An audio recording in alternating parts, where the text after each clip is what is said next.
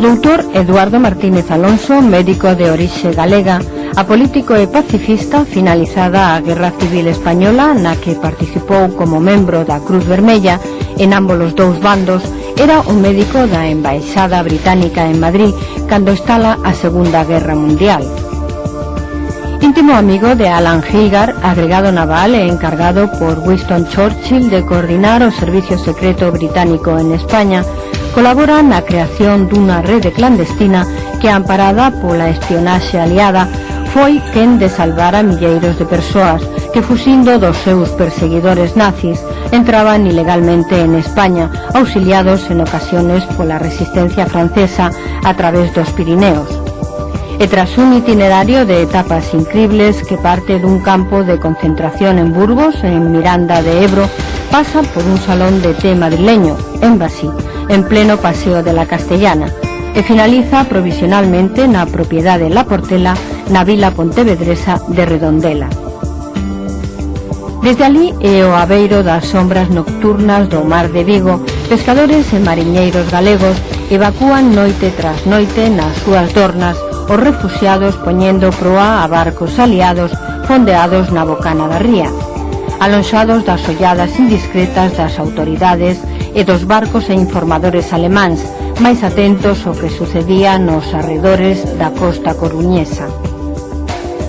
Esta arriscada actividade mantena a doutor Martínez Alonso ata que, alertado polos mesmos británicos, decide sair de España a través de Portugal para refuxiarse en Londres, días antes que a Gestapo rexistre o seu domicilio madrileño. Nada se había a coñecer desta historia, de non ser porque accidentalmente nunha mudanza a súa filla Patricia Martínez de Vicente atópase cun extraño caderno e co seu contido. Indagacións, entrevistas, compilacións de documentos e a propia confirmación da súa nai Ramona de Vicente descobren a filla do doutor Martínez Alonso que o seu pai non só fora o médico que ela coñecera desde cativa, colaborador da BBC, senón tamén un colaborador do Servicio Secreto Británico, concretamente o axente 055A. Co título de Embassy ou la inteligencia de Mambrú, a súa autora, Patricia Martínez Vicente, descríbenos nun libro 60 anos despois os feitos que protagonizaron unos homes vós, entre os que se atopaban algúns galegos que, como a seu pai e os pescadores da ría de Vigo, evitaron que o xenocidio nazi engrosara aínda máis as xa de seu infamantes e terribles cifras. Para falarnos desta increíble historia, acompáñanos esta noite Juan Antonio Fernández de Castro, que como socio fundador de Edición Siruela, Mondadori, Grijalbo Mondadori e últimamente director editorial da UNED, goza dun amplo currículum editorial e, na actualidade, director editorial de Velecío Editores, selo editorial que publicou esta obra. Hola, buenas tardes. Después de escuchar la introducción, pues la primera pregunta es inevitable. ¿Cómo llega a sus manos esta increíble historia del doctor Eduardo Martínez, el agente 055A del Servicio de Inteligencia británico, que estableció una red de evacuación de ciudadanos alemanes de religión judía desde la ría de Vigo y de otros refugiados que huían del genocidio nazi? Bueno, buenas tardes. En principio, esta historia me llega, yo en estos momentos monto una pequeña editorial en donde me encaja perfectamente este título con una colección que inicia. Este título me llega a partir de una profesora de la UNED, que es catedrática de Historia, que es Conchita Ibarra.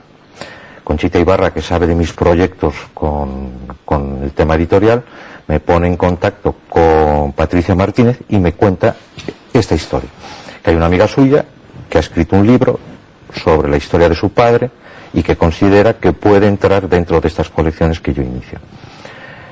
Me pongo en contacto con Patricia y me cuenta la historia sin haber leído todavía el original. En principio esta historia me parece tan apasionante. Es decir, el que una hija quiera recuperar la memoria de su padre, donde además no solamente aporta lo que es la historia de la evacuación de estos judíos, en un caso son alemanes, pero la inmensa mayoría eran polacos, también había militares de la Alianza que fueron hechos prisioneros que llegaban a España. Entonces, además de esta historia en sí, que es muy interesante, me pareció que aportaba datos históricos y de hechos que merecían la pena ser conocidos. Entonces yo en un momento dado le digo que sí, que yo sin haber leído el original me entusiasma tanto como es esto, que yo le digo que sí. Leo el original, me parece que es un original estupendo, contado de una forma muy sensible, en donde además se lee muy fácil, donde no hay ninguna acritud en la forma ni en los modos, y entonces decido publicarlo. Porque además, como acaba usted de comentar, este libro inicia de alguna manera su sello, inaugura su sello editorial. Evidentemente. En la idea que yo tengo, o las líneas editoriales que yo quiero editar, por un lado está una colección que yo la he titulado Otras vidas, que son aquellos hechos o historias o biografías, no necesariamente políticas, sino muchas veces de cualquier índole, ¿no?, en donde se aportan bonitas historias o bonitos relatos, donde además ayudan a entender, en este caso, la historia con mayúsculas, ¿no?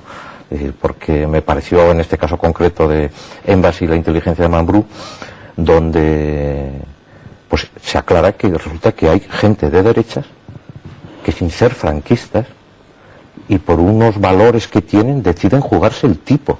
Es decir, entonces eso me parece que hay que darlo a conocer. Y además, en este caso concreto, se aportan datos que pueden ayudar a otras personas a investigar y, bueno, y a clarificar ciertos aspectos de nuestra historia.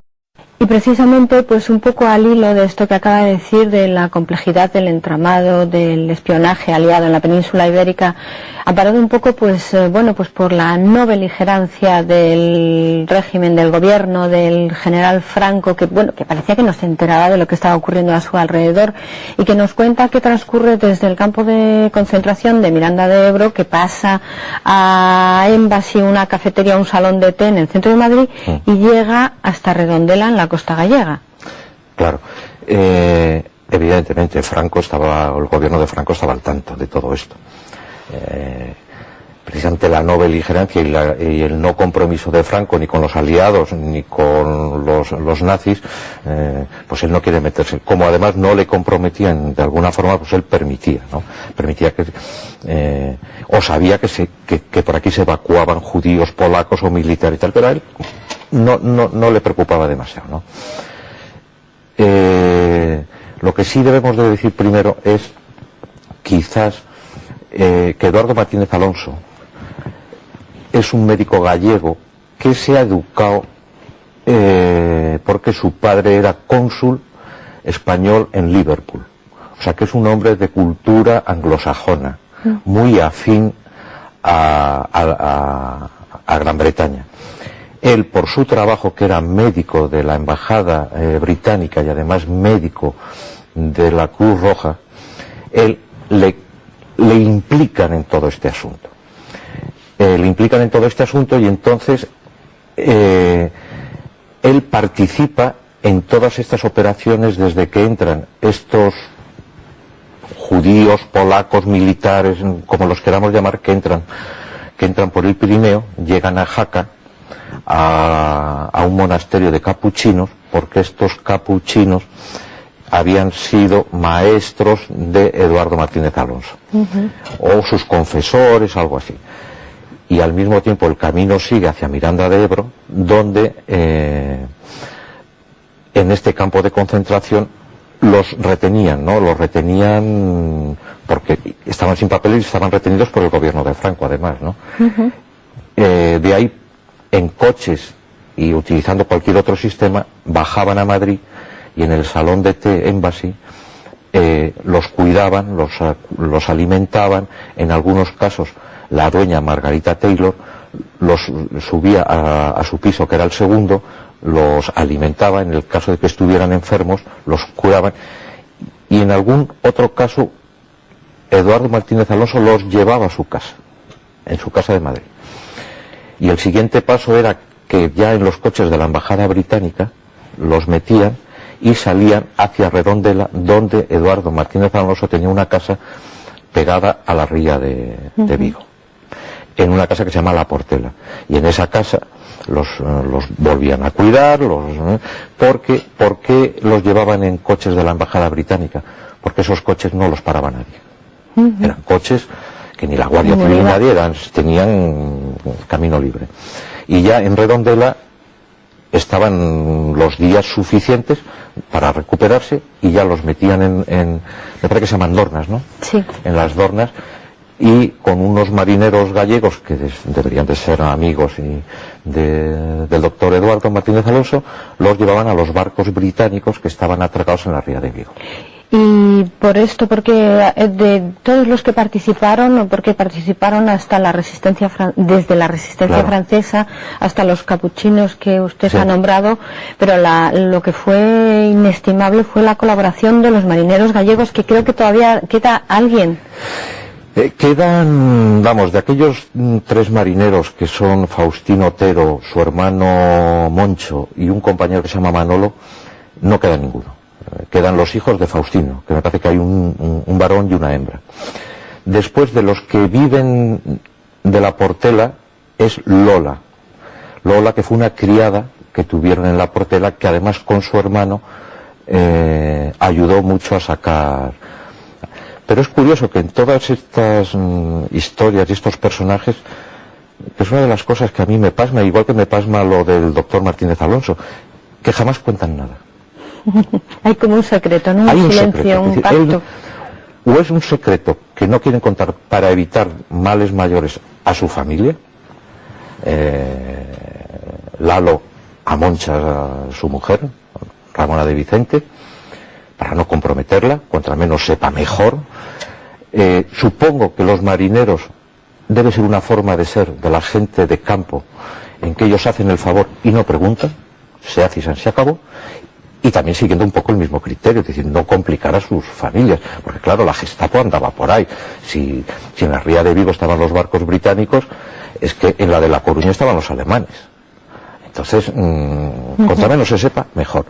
Además, me imagino que serían consignas del servicio secreto británico el no contar ni dar pábulo a que la gente pueda ir contando historias, ¿no? Entonces supongo que eso se queda en el secreto de cada uno y además porque a lo mejor tampoco saben mucho más, a lo mejor es que tampoco saben mucho más, ¿no? Claro, porque como que la información puede estar fragmentada, ¿no? Claro, y yo creo que Eduardo Martínez Alonso ahí, primero por una discreción cierta, ¿no? Porque además él era muy amigo del que llevaba todo el servicio de evacuación británico aquí en España, que era el agregado naval en España, que era Gilgar, que ese su hijo creo que vive todavía en España. Pues eran muy amigos, o sea que yo creo que deberían de hablar mucho, o por lo menos así me lo ha relatado Patricia Martínez, ¿no? Pero este hombre, Eduardo Martínez, no cuenta nunca nada, ¿no? Y esa es la sorpresa de su hija, ¿no? Que dice, una cosa así, ¿no? ¿Qué pasa aquí? Porque esta historia viene, que es muy interesante contar esto, esta historia viene a cuento de unos diarios o agendas que descubre su hija en unos mudanzas que estaba haciendo, y entonces descubre estos diarios. Por supuesto escritos en inglés, porque él escribía en inglés, donde aparecen esas siglas que tú has dicho de la gente 055A, ¿no? Que nunca han sabido qué ha significado eso. Hasta ahora nunca lo han sabido. Y entonces ella descubre en esos, y también al mismo tiempo descubre 2 medallas que le conceden muy importantes. Una me parece que es la medalla al mérito del valor del gobierno británico, que se la dan a 4, y otra medalla muy importante del gobierno polaco. Por eso digo que la inmensa mayoría deberían de ser polacos. Porque aunque también salvaron de otras nacionalidades, prisioneros y tal, pero fundamentalmente me parece que deberían ser polacos. Historias como esta, sin embargo, pues se han llevado al cine, ¿no? Porque tenemos, por ejemplo, el caso de Oskar Schindler con su famosa lista que sacó pues a unos 1.200 judíos alemanes, o el menos conocido de Ángel Sanz Briz, que era el encargado de negocios de la embajada española en Budapest, que sacó como a 5.000 judíos húngaros. ¿Aquí de qué cantidades podemos estar hablando? Claro, aquí que son muy importantes además las memorias del embajador británico en España, de O'Hare, que tiene unas memorias, que además las estoy traduciendo, me parece fundamentales para entender muchas cosas, ¿no? Pues O'Hare dice que se salvaron 30.000 judíos, me parece una cantidad. ¿En qué cantidad participó el doctor Martínez Alonso? Hombre, yo calculo, porque este periodo dura desde 1939 a 1944, o sea que son 5 años.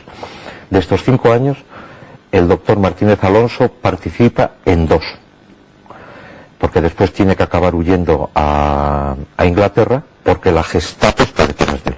O sea, lo que no hacía la policía española, lo hace la Gestapo.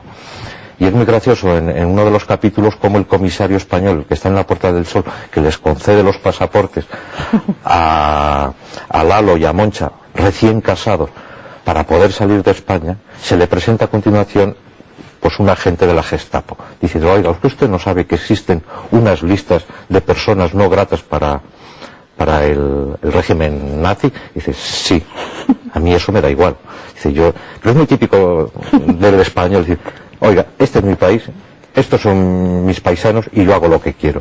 Y haga el favor de salir de aquí, ¿no? O sea, que ahí viene, claro, es decir, la permisividad de alguna forma que el gobierno de Franco tenía, ¿no? Porque además yo sé de otro, y me parece que en el libro lo pone también, habla de Juan March y la compañía Transmediterránea. Juan March sabemos que prestó dinero al gobierno de Franco, pero sin embargo utilizaba la compañía Transmediterránea también para evacuar judíos y evacuados que venían huyendo de esta Europa, ¿no? Luego... ¿Y este libro puede ser una versión española de cine? Evidentemente lo es, porque además en estos momentos se han puesto ya en contacto conmigo 2 productoras. Evidentemente es un libro que es un guión, es claro como el agua, es interesantísimo. Hay una historia, además hay una historia sentimental entre un padre y una hija, como la hija quiere recuperar esa memoria de su padre. Está la figura de Ramona, de Moncha, la madre, que por cierto vive, tiene 83 o... ¿Y se ha sorprendido al ver esto? Bueno, lo que está emocionada, ¿no? Creo que tanto Patricia Martínez como su madre no paran de llorar y de lo emocionada que están de este reconocimiento, una a su marido y otra a su padre, de que se reconozca de alguna forma esta actitud de esta persona, ¿no? Y esto de alguna manera a su línea editorial, a su sello editorial, ¿qué línea de investigación, qué camino le hace andar? Yo con la edición de este libro me he encontrado con historias parecidas ya, que me han contado, y además no te voy a decir los nombres porque creo que es una cuestión de ellos, que lo deben de contar si quieren o no, o tal, ¿no? Pero de familias muy conocidas, familias de derechas, que participaron en operaciones parecidas.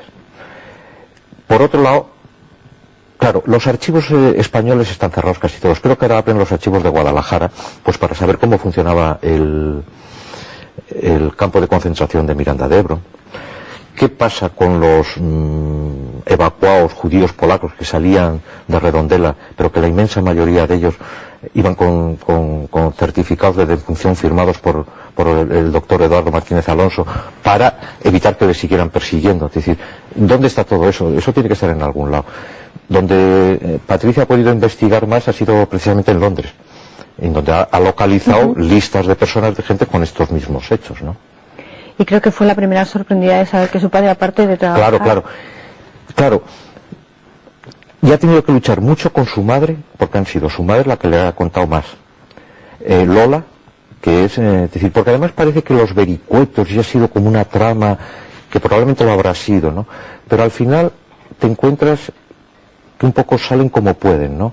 Hay aquí una cosa que me gustaría leerte, que que te indica un poco cómo funcionaba esta gente, ¿no? Es decir, en la página 275, pues aquí, en esta página, es el relato que hace Patricia, relatando de la única superviviente, aparte de su madre, que queda de toda esta historia, ¿no? Que es Lola la Grande, ¿no? Dice, Lola la Grande tiene 91 años. Es una anciana preciosa, de pómulos marcados con un cutis pulcrísimo y manos de hilandera. Por la agilidad con que mueve sus dedos finos al gesticular, parecería que acaba de dejar los palitroques de Camariñas a un lado para hablarnos.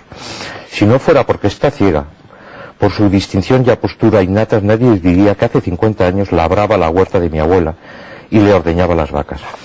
Ella era la guardesa de la Portela, donde vivía junto a Angelito, su marido, y es la única testigo superviviente del lugar que queda de aquellas experiencias anglo-gallegas durante la Segunda Guerra Mundial.